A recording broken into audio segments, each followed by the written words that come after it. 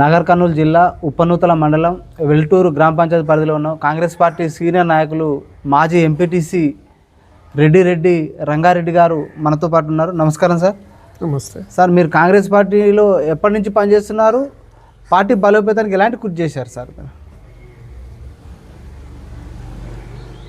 నేను మల్లు అనంతరాములు గారు PCC president ఉన్నప్పటి నుంచి మల్లు అనంతరాములు గారు మాకు పార్లమెంట్ మెంబర్గా పోటీ చేసినప్పటి నుంచి నేను కాంగ్రెస్లో ఉన్నా. సార్, మీరు గతంలో అంటే మన తాజా మాజీ ఎంపీటీసీగా పనిచేశారు. మీరు ఎంపీటీసీగా పనిచేసే కాలంలో మీ యొక్క పరిధిలో ఎలాంటి అభివృద్ధి సంక్షేమం అందించారు సార్? ఇప్పుడు ఎంపీటీసీ ఈ ఊరు పక్కకు లంబడి తండ, సూర్య తండ 2 గ్రామ పంచాయతీలు ఉన్నాయి. ఎంపీటీసీ అనే దానికి ప్రత్యేకమైన నిధులు అనేది పెద్దగా లేకుండే. ఈ భార్య సర్పంచ్ కనుక, నేను ఎంపీటీసీ కనుక జనరల్ బాడీ మీటింగ్కు పోయేటప్పుడు నాకు ప్రాధాన్యత ఉంటుంది. ఇక సర్పంచులేమో మామూలుగా ఊరుకు సంబంధించిన విషయాలు అడగడం అధికారులను, ఇట్లా జరిగేది. అయితే నేను నేను చేసినట్లుగానే ఇంచుమించుగా నా గ్రామానికి ఒక సంత ఉండే. నార్కెట్పల్లి వాళ్ళు నేను వచ్చిన పీరియడ్లో సంవత్సరానికి 20 లక్షలు 22 లక్షలు ఇట్లా యాక్షన్ పోయి కనీసం నాకు 70-75 లక్షలు ప్రతి సంవత్సరము 4 ఏళ్ల పైసలు జమ చేసినాం. ఈ మోరము ఇటువంటి వేస్ట్ కార్యక్రమాలు చేయలే, గుంతలను తాను పోయలే, పక్కా రోడ్లు చేయాలనుకొని ఆ పైసలన్నీ పెట్టి స్లమ్ ఏరియాలు మొత్తం రోడ్లు వేసిన. తర్వాత ఎమ్మెల్యే బీఆర్ఎస్ పార్టీ వాళ్ళు ఎమ్మెల్యే కనుక నేను సర్పంచ్ కాకముందు కూడా బీఆర్ఎస్ సర్పంచే ఉన్నాడు ఈడ. సరే, నేను వచ్చినాక ఆ బీఆర్ఎస్ పీరియడ్లో కూడా ఆయన ఏమి అన్నట్టున్నాడు ఊరికి. నేను వచ్చిన 5 ఏళ్లలో కూడా ఒక 10,000 కూడా ఇవ్వాలి. నాకంటే చిన్న తండాలకు 60 లక్షలు 70 లక్షలు ఇట్లా ఇచ్చుకుంటూ పోయింది ఆయన. కానీ నాకు ఇవ్వలేదు. మండల్ హెడ్ క్వార్టర్లో సరిత అనంతరెడ్డి అని వాళ్ళు కాంగ్రెస్ వాళ్ళు, ఆయననే పార్టీ ప్రెసిడెంట్, ఆమె సర్పంచ్, వాళ్ళకు కూడా సింగిల్ పైసా ఇవ్వలే. ఆ గ్రామ పంచాయతీకి ఇవ్వలే, మనకి ఇవ్వలే. అయినా కూడా నేను 22 సీసీ రోడ్లు వేసిన. ఇలా ఒక పెద్ద లైన్ ఉన్నది ఊర్లో. నేను ఫస్ట్ నామినేషన్ వేసినాక కొంచెం తిరిగితే అక్కడ పబ్లిక్ ఏమడిగిందంటే, అయ్యా నువ్వు గెలిస్తే ఈడికి 30 ఏళ్ల నుంచి పెద్ద లైన్. నాకు బాగా జ్ఞాపకం ఉంది, మల్లు అనంతరాములు పీరియడ్లో మా ఊరు ఈ పెద్ద లైన్ తోటి కాలిపోయింది, షార్ట్ సర్క్యూట్ అయ్యి ఇండ్లు కాలినాయి, గొర్రె పిల్లలు చచ్చిపోయినాయి. అప్పటి నుంచి కూడా అది అట్లనే ఉన్నది. మొన్న వాళ్ళు ఏం చేసినంటే అడిగినరు, మీరు వస్తే మాకు ఈ లైన్ తీయాలని. అంటే మీరు గెలిపిస్తే తీస్తాను. గెలిచిన నెల రోజుల లోపనే 75 పోల్లు తెచ్చి మొత్తము ఊర్లో ఉండే హై టెన్షన్ పవర్ కరెంట్ తీగలు 1 కిలోమీటర్ ఊరవతలకి ఎక్కించిన. అది పెద్ద ప్రోగ్రెస్. అపోజిషన్ ఎమ్మెల్యే కూడా వచ్చి మెచ్చుకున్నాడు. అరే, తెలంగాణ స్టేట్లో జగదీశ్వర్ రెడ్డి ఊర్లో తప్ప ఏడగాలని ఒకతాన చేసినవని. అది ఒక గ్రేట్ అచీవ్మెంట్. తర్వాత 65 పోల్లు పెట్టి ఊళ్ళ నుంచి శ్రీశైలం హైవే వరకు ఊరికి లైటింగ్ చేసిన. ఊర్లో కూడా పోల్స్ అన్నీ దూరం ఉండే. దీన్ దయాల్ బంద్ స్కీమ్ కింద ఏఈని పట్టుకొని పోల్లు తెచ్చి అన్నీ దగ్గర చేసిన. దగ్గర ఇంకా కొంత కొరత ఉంది. ట్రాన్స్ఫార్మర్స్ కూడా వోల్టేజ్ పెంచిన, పెద్ద ట్రాన్స్ఫార్మర్స్ పెట్టించిన. బ్యాంక్ ఉంది ఇక్కడ, గ్రామీణ బ్యాంక్ అని. అప్పుడప్పుడు పవర్ సరిపోక సిస్టమ్ పనిచేయక ఇబ్బంది పడుతుంటే ఆ బ్యాంకు కొరకనే సెపరేట్ కూడా ఒక బుడ్డి పెట్టియడం జరిగింది. ఇట్లాంటి కొన్ని డెవలప్మెంట్ కార్యక్రమాలు నేను చేసినాయి. ఇక సార్, మీరు ఎంపీటీసీగా కొనసాగారు. ఎంపీటీసీలకు జిల్లా పరిషత్ నుంచి కానీ మండల పరిషత్ నుంచి కానీ రాష్ట్ర ప్రభుత్వం నుంచి ఎలాంటి నిధులు వచ్చి ఆ నిధులు ఏ విధంగా మీరు ఖర్చు చేసేవారు? నేను ఏం చేసినామంటే 2,50,000 ఒకసారి, ఇంకోసారి 2,50,000 ఇట్లనే ఒక 4 విడతలు వాళ్ళు చేసిండ్రు. అయితే ఒక విడత వస్తేనేమో సీసీ రోడ్డు అని చెప్తే ఆ 2,50,000 పెట్టి సీసీ రోడ్డు చేసిన. కన్మయ్య వాళ్ళు ఏం చేసినంటే సైడ్ రేమ్స్కే చేయాలని అడిగారు. మొదలే రోడ్లు ఇరకటం, ఆ సైడ్ రేమ్ తీస్తే ఇంకా ఇరకటం అయ్యేది. నాకు ఆ సైడ్ రేమ్స్ మీద ఇష్టం లేక దీన్ని కన్వర్షన్ చేయాలంటే చేయలేమన్నారు. ఒకటిగానే పోయినాయి. సార్ ఎంపీటీసీలకు ఎలాంటి ప్రోటోకాల్ కావచ్చు గౌరవం దక్కిందంటారు? దక్కింది, ప్రోటోకాల్ వర్తించింది. సార్ మీ సతీమణి గారు సుగుణ మేడం గారు సర్పంచ్గా కొనసాగారు. ఈ గ్రామ అభివృద్ధికి ఎలాంటి నిధులు అంటే అభివృద్ధి నిధులు వచ్చి ఆ నిధులను ఏ విధంగా ఖర్చు చేశారు? గ్రామాన్ని ఏదైతే ఇక్కడ ఆర్థిక వనరులు ఉంటాయో గ్రామానికి ఏ విధమైన ఆర్థిక వనరులతోటి డెవలప్మెంట్ జరిగిందంటారు? ఇప్పుడు గవర్నమెంట్ ఆ కాలంలో స్టేట్ ఫైనాన్స్ కార్పొరేషన్ నుంచి ఒక 2 టర్ములు వచ్చినాయి డబ్బులు, ఎస్ఎఫ్సి నుంచి. ఏదన్నా సెంట్రల్ గవర్నమెంట్ ఆ 14th ఫైనాన్స్ డబ్బులు వచ్చినాయి. వాటితోటి ఈ ఊర్ల చెత్త సేకరణ బండ్లు, ఈ బల్బులు, డ్రింకింగ్ వాటర్ పైప్ లైన్స్, ఆ మోటార్స్ ఏమన్నా ఫెయిల్ అయితే రిపేర్సు, ఆ పైసలు అక్కడి వరకే ఆడికాడికి అరకొర సరిపోయినాయి. ఈ ఊరికి ప్రత్యేకమైన ఆదాయ వనరులు ఏంటంటే ఆ సంత ఒకటి. ఆ సంతతోటి 3 ఏళ్ళు సంత పైసలు ఒక్క దగ్గరికి పెట్టి ఆ పైసలు పెట్టి ఈ 11 సీసీ రోడ్లు వేసిన. ఎన్ఆర్ఈజిఎస్ నుంచి నాకు ఒక 1000 మీటర్లు వచ్చినది. ఆ 1000 మీటర్లు కూడా ఎన్ఆర్ఈజిఎస్ ఉపయోగించుకుంది. సార్ గత ప్రభుత్వం ఉప సర్పంచులకు చెక్ పవర్ ఇచ్చింది. ఈ సర్పంచులు చాలా దిక్కుల ఉప సర్పంచ్ ఏరే పార్టీ ఉంటే సర్పంచ్ ఏరే పార్టీ, వీళ్ళిద్దరు కోఆర్డినేషన్ లేకపోవడం కొన్ని అభివృద్ధి పనులు కూడా నిలిచిపోయినాయని మా దృష్టికి వచ్చింది. సార్ మీకు ఇక్కడ ఏమైనా ఉత్పన్నమైందా? నా దగ్గర అట్లాంటిది ఏం జరగలే. ఉప సర్పంచ్, సర్పంచ్, వార్డు మెంబరు, నా వార్డు మెంబర్లు కూడా 5 మంది మేము కాంగ్రెస్ వాళ్ళం, 5 మంది టీఆర్ఎస్. అయినా మేము టీఆర్ఎస్ లేదు, కాంగ్రెస్ లేదు, అందరం కలిసి సమిష్టి బాధ్యత. సార్ గత 10 ఏళ్ళ బీఆర్ఎస్ పనులు ఎలాంటి అభివృద్ధి జరిగిందంటారు? నా దగ్గర అయితే శూన్యం. ఇంకా మిగతా నేను ఏం చెప్పలేను. ఇచ్చిన దగ్గర మస్తు పైసలు ఇచ్చిండు ఆయన దగ్గర. ఆయన డెవలప్మెంట్ ఫండ్స్ ఏదైనా వస్తే వేరే ఊర్లకు ఇచ్చిండు, కానీ నా దగ్గర ఆయన ఏమి ఇవ్వలేదు. ఆ పైసలతోటి నేను ఏం చేయలేదు. 10,000 కూడా ఇవ్వలేదు. ఈవెన్ గతంలో అంటే గత ప్రభుత్వంలో బీసీ బంధు కానీ దళిత బంధు కానీ, దళిత బంధు వచ్చింది ఊరికి. దళిత బంధు వస్తే కేవలం ఆ గ్రూప్లో ఉన్న వాళ్ళకే ఇచ్చుకున్నారు.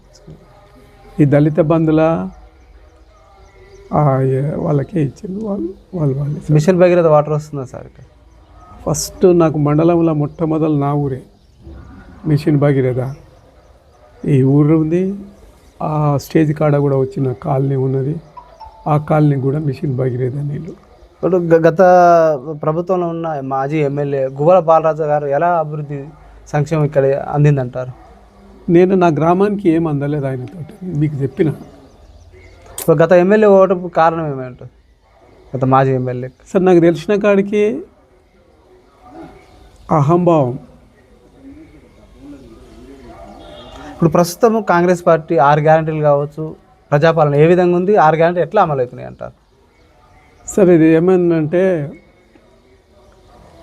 ఈ 10 ఏళ్ల బీఆర్ఎస్ ప్రభుత్వ పాలనలా సరే వాళ్ళు ఏం అప్పులు చేసిండ్రో ఏం ఓటు ఇవన్నీ మనకేం తెలియవు, కానీ కాంగ్రెస్ గవర్నమెంట్ రాగానే ఖజానా మైనస్ అనేది తెలిసింది. అంత మొదలు మిగులు రాష్ట్రం అనే ఒక పేరున్నది.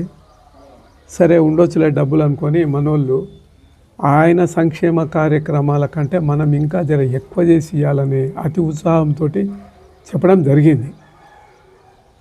అయితే ఇప్పుడు మెల్లమెల్లగా ఓదాన్ని అనుకోటి ఆ సంక్షేమ కార్యక్రమాలు బలహీన వర్గాలకి ఇవ్వడం జరుగుతుంది. ముఖ్యంగా 10 ఏళ్లలో ఇండ్లు బలహీన వర్గాలకు ఇండ్లు అనేది పెట్టుకోలే.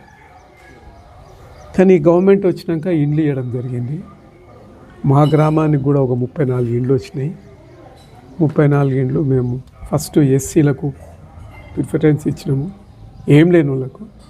తర్వాత బీసీలకు ఇచ్చినాము. నెక్స్ట్ మళ్ళీ ఏమైనా వస్తే ఓసీలలో కూడా లేని వాళ్ళు ఉంటారు, వాళ్ళకి ఇవ్వాలని ఈ ప్రాతిపదికన వాళ్ళే చాలా మంది ఉన్నారు ఈ 34లో. వాళ్ళని వదిలిపెట్టి ఓసీలకు కరెక్ట్ కాదు అనిపించి మేమంతా ఊర్లో అందరం అనుకొని ఆ ఎస్సీలను బీసీలను కవర్ చేసినాం. ఇంకా బాలరాజు గారు ఏం డెవలప్ చేసిండంటే నేను మీకే చెప్పిన, నాకంటే మొదలు బీఆర్ఎస్ సర్పంచ్ ఉంటే కూడా ఏమి ఇచ్చింది లేదు, నేను వచ్చినాక ఏమి ఇచ్చింది. సార్ సర్పంచ్ల కాలం మూసి కూడా దాదాపు 20 ఏళ్ళ పై చిలుక అవుతుంది సార్. స్పెషల్ ఆఫీసర్ అంటున్నారు. స్పెషల్ ఆఫీసర్ అంటే కార్యదర్శి. మా దగ్గర డబ్బులు పెట్టి మేము అలసిపోయినాం. కనీసం వెహికల్ డీజిల్ వెళ్ళే పరిస్థితి లేదంటున్నారు. గ్రామాల్లో సమస్యలు బాగానే ఉన్నాయి అంటారు. కుక్కల బెడద కోతుల బెడద ఉంది అంటున్నారు. దామోదర్ గారు నేను ఒకటి చెప్తున్నా చూడండి. సో అంగట్లో అన్నీ ఉన్నాయి, అల్లు నోట్ల శని ఉంది అన్నట్లు. నా గ్రామ పంచాయతీలో ఎప్పుడు డబ్బులు 3-4 లక్షలు పెట్టే ఉన్నాను నేను. ఏదున్నా నా నిధులు నేను ఖర్చు చేయడానికి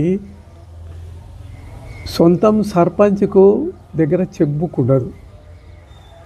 నేను చేసిన పనిని కన్సర్న్డ్ ఆఫీసరు రికార్డు ఎంబీ చేస్తే, ఆపరేటర్ అది కొడితే, డిప్టీ సర్పంచ్ నేను ఇద్దరం సంతకం పెడితే, ఎస్టీఓల దానికి టోకన్ ఇచ్చి రిజర్వ్ బ్యాంక్ పంపితే 3 నెలలు కావచ్చు, 4 నెలలు కావచ్చు, 5 నెలలు కావచ్చు. ఇట్లా అయితే మస్తు ఇబ్బంది అయింది. ఇప్పటికి కూడా నేను రోడ్ చేసిన పెండింగ్ ఉన్నాయి, డబ్బు రాలే. చాలామందికి బిల్లులు రాలేమంటున్నారు. రాలే సార్. ప్రభుత్వాలు వస్తుంటాయి పోతుంటాయి. ఇక్కడ స్థానికంగా సర్పంచే ఇది గ్రామానికి పెద్ద దిక్కు. వాళ్ళు ఎంతోమంది సర్పంచులు ఎన్నో పనులు చేసి అభివృద్ధి పనులకే వాళ్ళు గ్రామ అభివృద్ధికే పాటుపడ్డారు. ఈ ప్రభుత్వాలు ఇకనైనా ఈ గతంలో చేసిన అభివృద్ధి పనుల బిల్లుల విషయంలో సర్పంచులు చాలా సఫర్ అవుతున్నారు. ఇప్పటికీ దాదాపు 2-3 సంవత్సరాలు కావస్తున్నది. ఆ బిల్లులు పెండింగ్లు ఉన్నాయి. ఎక్కడ జాప్యం జరుగుతుంది? ఇప్పుడున్న ప్రభుత్వం ఎందుకు చెల్లించలేకపోతుంది సర్పంచుల బిల్లులు? ఈ ప్రశ్న చాలా చిక్కుముడి. ఇది ఎట్లుందంటే, సరే మీరు విన్నారో లేదో, ఒకసారి ముఖ్యమంత్రి గారు అలవోకగా మాట్లాడారు. ఒకసారి ఏమన్నారంటే, నా పీరియడ్లో అయితే పెండింగ్ లేదు కదా, గతంలో జరిగిన పెండింగ్స్ ఈ ఖజానా మైనస్లో ఉన్నది, సంక్షేమ కార్యక్రమాలకే నేను ఇవ్వలేకపోతున్నా, చెప్పిన మాట నిలబెట్టుకోలేకపోతున్నా, నేను ఈవిడ దగ్గర ఇంకా నేను పోలేదు, నేను ఇవ్వలేకపోతున్నా కదా అనేది ఆయన కూడా విచారం వెలువచ్చింది. అంతే సార్. ఇప్పుడు అధికారంలోకి వచ్చిన తర్వాత గతంలో ఏ ప్రభుత్వాలైనా కూడా సరే అప్పులు చేస్తారు, అభివృద్ధి కోసం ఏదో ఒకటి చేస్తుంటారు. ఇప్పుడు మీకు సర్పంచులు చేసినవి కూడా గ్రామ అభివృద్ధికే కదా సార్ చేసిండ్రు. కానీ అప్పుడు నేను ఏమంటే మేము ఊరికే ఎదురు చూస్తున్నాం, ఇంకా వస్తాయి అని. మా సర్పంచుల సంఘము అధ్యక్షుడు కూడా రిప్రజెంటేషన్ చేసిండ్రు, సర్పంచులు అడిగిండ్రు, అది యథావిధిగా నడుస్తూనే ఉంది. కానీ చలనం లేదు.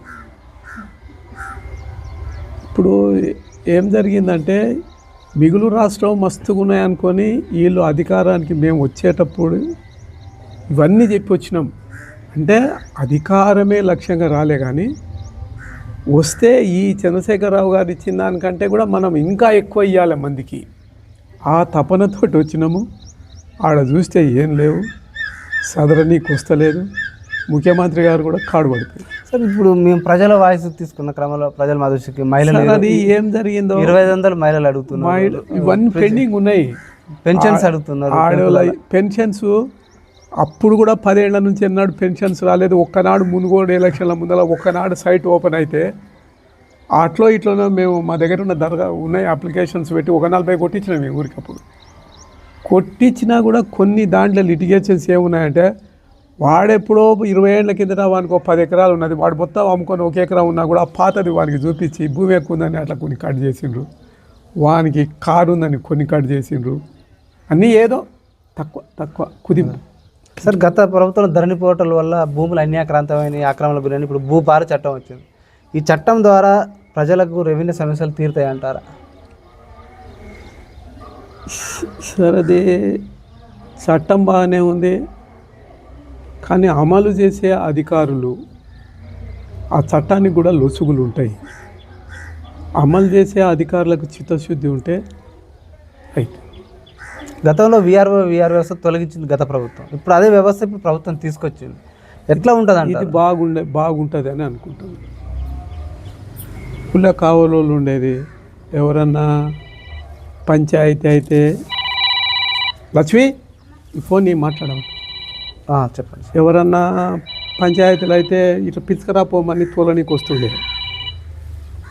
ఇంకేమైనా గ్రామ సమస్యలు ఉంటే జాతి ఊర్లో పండుగలు అయితే కదా, గ్రామ పండుగలు అయితే దండోరేయనీకే, కూత పెట్టనీకే, తర్వాత దూరణం కట్టనీకే, బోనాలు వెళ్తే ఎంట తిరగనీకే.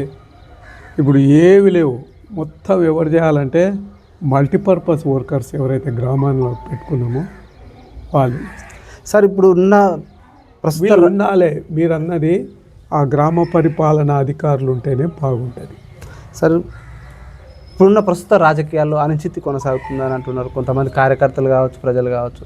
ఒకప్పటి ఉన్న రాజకీయాలకు ఇప్పుడున్న రాజకీయాలు నీతి లేదంటున్నారు. కష్టపడ్డ కార్యకర్తలకు స్థానం లేదు, పార్టీ మారొచ్చిన వాళ్ళకే పెద్దపీట వేస్తున్నారు అంటున్నారు. సార్ మీ రాజకీయ జీవితంలో అప్పటి నుంచి ఇప్పటి వరకు రాజకీయ పరిణామాలు ఏ విధంగా క్రమక్రమంగా అభివృద్ధి మార్పు వచ్చిందంటే మీరు ఏం చెప్తారు సార్ ప్రజలకు? సార్ అదే అప్పటి విలువలు అయితే లేవు. ఇప్పుడు మామూలుగా ఊళ్ళలో ఉండేటోడు ఈ పాటోడు దీంట్లోకి ఇవి చిన్నవి ఇవి. పెద్ద పోస్టులో ఉన్న వాళ్ళే మారి వాళ్ళు విలువలు పోగొట్టుకొని ఆదర్శంగా నిలబడ్డారు. ఇప్పుడు ఇక దీంట్లో మనం ఏ లెవెల్ వాళ్ళని తప్పు పట్టాలో మీరు ఆలోచన చేయండి. ఇక స్థానికంగా ఉన్న ఒక కార్యకర్త కూడా అంటున్నారు, పెద్ద స్థాయిలో ఉన్న మారినప్పుడు మాదే ఉందన్న కాడికి వచ్చేసింది వ్యవస్థలో. ఇప్పుడు ఒక అందరికి చెప్పే పొజిషన్లో వ్యక్తే మారినప్పుడు మేము చిన్నోళ్ళం అన్న పరిస్థితికి ఏర్పడేది. అంటే ఇది ఎటు వైపు దారితీస్తుందంటే ఏం చెప్తారు సార్? ఈ సంస్కృతి కావచ్చు, వ్యవస్థ కావచ్చు. ఇప్పుడు ఇది ఎట్లా తయారైందంటే ఎవడు గెలిస్తే వానెంబడి పోనీకి తయారైంది సంస్కారం వచ్చింది. ఎవరు గెలిస్తే వాళ్ళు ఎంబడి పోదామనే మైండ్ సెట్ అయింది అందరికీ.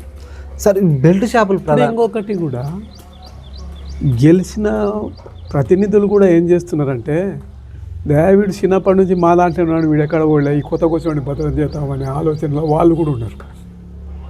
ఇట్లా నా ఒపీనియన్ ఇది. సార్ ఇప్పుడు ప్రస్తుతం ఎమ్మెల్యే డాక్టర్ వంశీకృష్ణ గారు ఆధ్వర్యంలో ఎలాంటి అభివృద్ధి సంక్షేమం జరుగుతుందంటారు? ప్రజలకు అందుబాటులో ఉంటున్నారు ఎమ్మెల్యే గారు? ప్రజలకు ఎప్పుడు అందుబాటులో ఉంటాడు. ఆయన ప్రత్యేకంగా మెగా హెల్త్ క్యాంపులు పెట్టి అన్నీ కూడా ఆపరేషన్స్ చేస్తాడు దిట్ట. ఈ రకంగా ఆయన వచ్చినప్పటి నుంచి కూడా ఈ క్యాంపులు పెట్టి మన అచ్చంపేటల సివిల్ హాస్పిటల్లో పెట్టి చాలామందికి మైనర్ హార్ట్స్ తప్ప మిగతా ఈ లోపల పేగులకు దానికి దీనికి ఏమన్నా చాలా దిట్ట ఆపరేషన్లు మన డాక్టర్ ఎమ్మెల్యే గారు ఫ్రీగా ఉచితంగా వైద్యం నిర్వహిస్తాడు. ఆయన ఇట్లా 5-10 నిమిషాలనే చేసుకొని వస్తాడు. అంత నేర్పరి ఆయనతోటి హెల్త్ పరంగా ఈ సమస్యలన్నిటికీ ఆయన మాకు చాలా సాయం చేసిండు నియోజకవర్గం ప్రజలకు. ఆయనకు ప్రైవేట్ హాస్పిటల్స్ ఉన్నప్పటికీ కూడా మనం పోతున్నామంటే కూడా ఓ గౌరవం ఉండేది. పేషెంట్ దగ్గర ఓ 10 ఉన్నాయి, 5 లేవంటే కూడా ఇచ్చిపెట్టి పోయే తత్వం, మంచి దాతృత్వ గుణం ఉందంటారు. పర్వాలేదు సార్. ఈ ప్రధానంగా గ్రామ స్థాయిలో బెల్ట్ షాపుల వల్ల చాలా ఇబ్బంది పడుతున్నారు ప్రజలు. తాగుడు బానిస ఎన్నో కుటుంబాలు చిన్న ప్రభుత్వాలు ఎలక్షన్ల ముందేమో దాన్ని నియంత్రిస్తామంటున్నారు, మద్యపాన నిషేధాన్ని పాటిస్తామంటారు. సార్ అది మీకు కూడా తెలుసు. అధికారంలోకి వచ్చిన తర్వాత అదే ఆదాయ వనరుగా మారిపోతున్నది. అదే మీకు కూడా తెలుసు, మాకు కూడా తెలుసు, అందరికీ తెలుసు. ఇది పైసలు వచ్చేది ఆడి నుంచి. సార్ బాగా యువత కూడా బాగా సార్ పెడదారి పడుతున్నది. డ్రగ్స్ గంజాయి మత్తుల పడ్డ తర్వాత మనిషి వివేకము పోతుంది. ఆ మత్తు అనే దానికి దూరంగా ఉంటే సమాజం బాగుపడుతుంది. ఇక అది ఒక రకమైన జాడ్యమే. త్వరలో స్థానిక ఎన్నికలు రాబోతున్నాయి సార్. ఎలక్షన్ ఏదైనా కూడా డబ్బు, మద్యం, ప్రలోభాల పర్వం తెర మీదకి వస్తుంది. అది రాజకీయ పార్టీలు ప్రజలను, ఓటర్లను ప్రలోభాలకు గురి చేస్తున్నట్టున్నారు. మార్పు ప్రజల్లో చైతన్యం రావాలంటారా, లేకపోతే పార్టీలలో మార్పు రావాలంటారా? సార్ అది ఇద్దరిలో రావాలి. ఇద్దరిలో రావాలంటే ఫస్ట్ అసలు మన సౌత్ స్టేట్లలో, నాకు నార్త్ విషయం సరిగా తెలియదు కానీ ఈ సౌత్ స్టేట్లలో ఈ మద్యంతో ఓట్లు కొనుక్కున్నట్లు కనపడుతుంది. అవును సార్, వాస్తవం. కొంతమంది మా దృష్టికి తీసుకొచ్చారు మేధావులు కూడా. మరీ తెలంగాణలో ఎక్కువైపోతుంది సంస్కృతి. కనీసం కూలీలు దొరికే పరిస్థితి లేదు. బీహార్, ఒరిస్సా నుంచి తెచ్చుకునే పరిస్థితి ఏర్పడదు. మన మంది పని చేయకుండా అంటే నేను ఏమీ క్రిటిసైజ్ చేస్తలేనులే కానీ ఏం ఊరికే మత్తులో ఉండిపోతున్నారు. ఆడవాళ్ళు మటుకు పని చేస్తారు, ఆడి లేబర్. వాళ్ళకు సెల్ఫ్ హెల్ప్ గ్రూప్స్లలో ఉంటారు, అవేటో బ్యాంకుల లోన్ తెచ్చుకుంటారు, ఆపు కట్టడానికే వాళ్ళు మటుకు రెగ్యులర్గా కూలిపోతారు. సార్ ఫైనల్గా సార్, మీరు ఒక సీనియర్ నాయకుడు, మీ యొక్క అనుభవం చాలా గొప్పది, పెద్దది. ఒక సౌమ్యుడిగా కూడా ఈ గ్రామంలో మీకు మంచి పేరున్నది సార్. ఉచిత పథకాలు ప్రజలకు మేలు చేస్తాయి అంటారా? సార్ అవి ఎట్లుండాలంటే, ఉచిత పథకాలు కూడా పూర్వము తిండికి కరువు ఉన్నప్పుడు మన కోట్ల విజయ భాస్కర్ రెడ్డి గారి పీరియడ్లోనే బియ్యం పెట్టినాం, బియ్యం పథకం. కానీ అది పబ్లిక్లకు అంత చొచ్చుకపోలే. ఎన్టీ రామారావు గారు వచ్చినప్పటి నుంచి అది బాగా ఆ జయలలితను చూసి ఏదో మొత్తం మీద చొచ్చుకపోయింది. అప్పటి నుంచి ఉచిత బియ్యము, ఈ బియ్యం, ఆ బియ్యం అని వచ్చినాయి. అది కరెక్టే కానీ పబ్లిక్ ఎట్లుందంటే ఊరికి వస్తుంటే తీసుకోనికి అందరు తయారుగా ఉన్నారు. అర్హత ఉన్నోళ్ళు తీసుకుంటున్నారు, అర్హత లేని తీసుకుంటున్నారు. అర్హత ఉన్నోళ్ళ కాడికి ఇస్తే గవర్నమెంట్ నిధులు కరెక్ట్గా సరిపోని ఉంటాయి. అర్హత లేని వాళ్ళ పర్సెంటేజ్ కూడా ఉంది.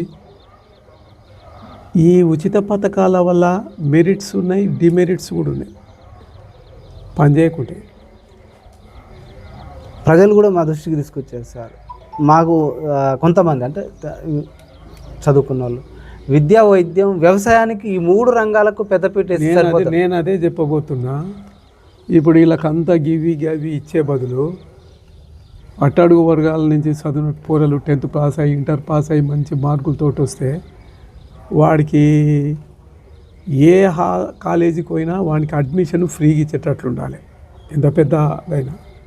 ఎంత పెద్ద జ్వరం వచ్చినా కార్పొరేట్ హాస్పిటల్ వాళ్ళు ముందుగా ఆడ పైసలు కట్టిరామని అనకుండా వానికి ట్రీట్మెంట్, విద్య, వైద్యం అన్నీ తీసేసి 2 ఇచ్చినా ఇక అగ్రికల్చర్ ఏమో దేశానికే ఇంపార్టెంట్, అన్నం పెట్టేది.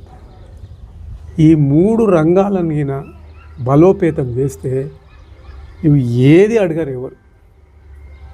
కానీ ప్రభుత్వం ఆ దిశగా పోతలేదు. ఈ చిన్న అప్పటికప్పటికి ఆకలైన వానికి అప్పుడు డబ్బు నేను అన్నం పెట్టినట్లు, అంతేగాని ఇట్లా చేస్తున్నది. కానీ మరి అది మేధావులు ఆలోచన చేయాలి ఇవన్నీ ఏం చేస్తే. కానీ టోటల్గా దీంట్లో సారాంశం ఏంటంటే, పెద్దవి చేయలేరు, చిన్నవి ఊకోలేరు. ఆశ, వాడు 2500 ఇచ్చాడు, నేను ఇస్తా 4000 ఇస్తారా అంటే నేమో వాడు వస్తే 4 ఇస్తాడేమో అనుకొని ఇట్లా మనిషి చిన్న దానికే మనిషి అట్రాక్ట్ అయిపోతున్నాడు. కానీ చదువుకున్న పిల్లలేమి ఇప్పుడు ఆలోచన చేస్తున్నారు ఇవన్నీ దండగా ఇట్లిస్తే బాగుంటుంది, అట్లిస్తే బాగుంటుంది అని. మీరు అన్నట్లు విద్యకు, వైద్యానికి, వ్యవసాయానికి పెడితే దేశం బాగవుతుంది, అంత మనం బాగుంటాం సార్. వాస్తవం కూడా అధికార దహంతో జరుగుతున్నాయి తప్ప నిజంగా అంటే ఈ వ్యవస్థలో మార్పు రావాలనే వ్యక్తులు కోరుకుంటే మాత్రం అది సాధ్యమవుతుంది అంటారు. ఇప్పుడు మెజారిటీ ఏది ఉంటే అదే పోతుంది. మెజారిటీలో దుర్మార్గపు ఆలోచనలు ఎక్కువ ఉన్నాయి కనుక ఆ దిశగానే పోతుంది. సన్మార్గపు ఆలోచనలు లేవు, అవి ఎప్పుడు వస్తాయో కూడా తెలియదు. Okay sir, thank you sir. చూస్తూనే ఉండండి మీ తెలుగు టీవీ.